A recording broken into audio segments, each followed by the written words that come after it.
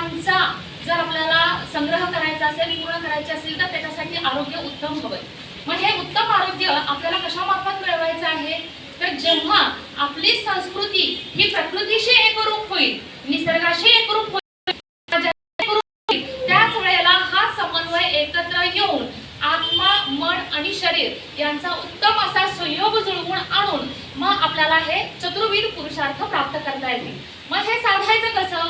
आता बघायला गेलं तर आपलीच सनातन संस्कृती आपल्याच लोकांना सांगण्याची वेळ आलेली आहे। ज्या संस्कृतीमध्ये विश्वगुरु बनण्याची ताकद होती आणि पूर्वी आपण ते दाखवून दिलेलं पण आहे, पण आज वेळ आलेली आहे की सनातन धर्म आणि हिंदुत्व ही संस्कृती आणि बाकी सगळ्या विकृती, मग त्या विकृती काय आहेत आज आपण सर्वजण अनुभवत आहोत।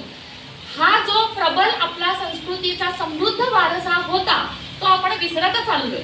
मग याची तोंड ओळख, पूर्ण ओळख तर नव्हेच किंवा त्यात शिरणं असं नव्हेच, तर तोंड ओळख का होईना या आजच्या निमित्ताने 17 ते 19 मे रोजी होणाऱ्या कार्यक्रमातून आपल्याला होणार आहे।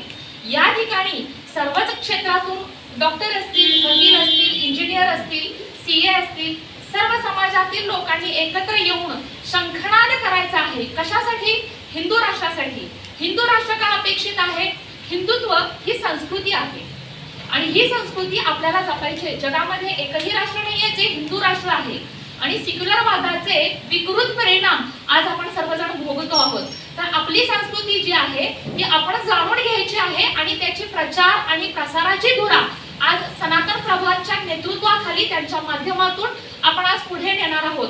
तर या गोष्टीचा सगळ्यांचा जो समन्वय आहे तो या निमित्ताने त्या कार्यक्रमामध्ये हिंदू राष्ट्र महोत्सवाच्या शंखनादाच्या निमित्ताने होणार आहे। याच ठिकाणी श्री रामाचा नामजप 1 कोटी करण्याचं लक्ष्य आपण तिथे ठेवलेलं आहे। तसेच धन्वंतरी महाराज जे आरोग्याची देवता म्हणून सांगितलेले आहे, कारण धर्म, अर्थ, काम, मोक्ष जर एखादं प्रबळ राष्ट्र निर्माण करायचं असेल तर तुमची जी प्रजा आहे ती आरोग्यदृष्ट्या, मानसिकदृष्ट्या सक्षम असणं फार गरजेचं आहे। तर धन्वंतरी महाराजांची कृपा आपल्यावर व्हावी म्हणून धन्वंतरी महाराजांचा यज्ञ, ज्याला धन्वंतर यज्ञ किंवा याग आपण म्हणतो, तो या ठिकाणी आयोजित करण्यात आलेला आहे।